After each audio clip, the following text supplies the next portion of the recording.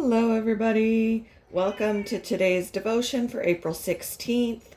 Today's devotion is titled Ready to Go for God, and the Bible reading is from Ephesians chapter 4, verses 1 to 7 and verses 11 to 16. Therefore, I, a prisoner for serving the Lord, beg you to lead a life worthy of your calling, for you have been called by God. Always be humble and gentle. Be patient with each other, making allowance for each other's faults because of your love. Make every effort to keep yourselves united in the Spirit, binding yourselves together with peace, for there is one body and one Spirit, just as you have been called to one glorious hope for the future. There is one Lord, one faith, one baptism, one God and Father of all, who is over all, in all, and living through all. However, he has given each one of us a special gift through the generosity of Christ. Now, these are the gifts Christ gave to the church: the apostles, the prophets, the evangelists, and the pastors and teachers. Their responsibility is to equip God's people to do his work and build up the church, the body of Christ. This will continue until we all come to such unity in our faith and knowledge of God's Son that we will be mature in the Lord, measuring up to the full and complete standard of Christ.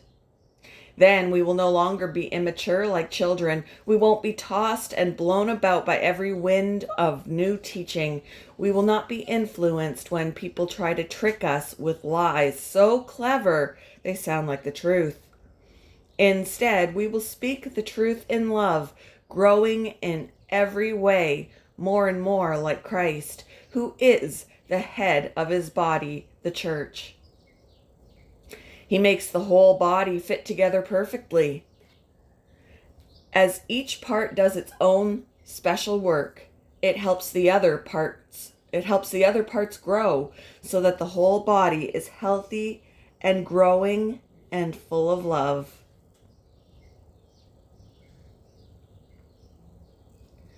The book Hidden Figures recounts preparations for John Glenn's flight into space. Computers were newfangled inventions in 1962, subject to glitches. Glenn didn't trust them and worried about calculations for the launch. He knew one brainy woman in the back room could run the numbers. He trusted her. If she says the numbers are good, Glenn said, I'm ready to go. Katherine Johnson was a teacher and mother of 3. She loved Jesus and served in her church. God had blessed Katherine with a remarkable mind. NASA tapped her in the late 1950s to help with the space program. She was Glenn's brainy woman, one of the human computers they hired at the time. We may not be called to be brilliant mathematicians, but God calls us to other things. To each one of us, grace has been given as Christ apportioned it.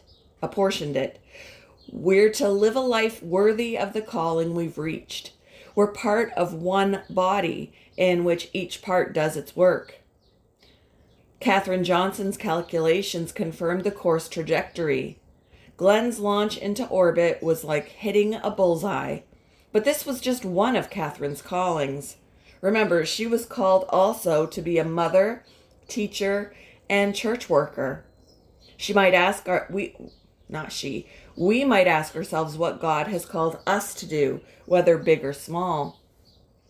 Are we ready to go, exercising the grace gifts he's bestowed, living a life worthy of our calling? What has God called you to do? How has he gifted you? Thank you for joining me for today's devotion. I'm sorry that I missed yesterday. It was my birthday yesterday, so I just took it easy and hope y'all have a wonderful day.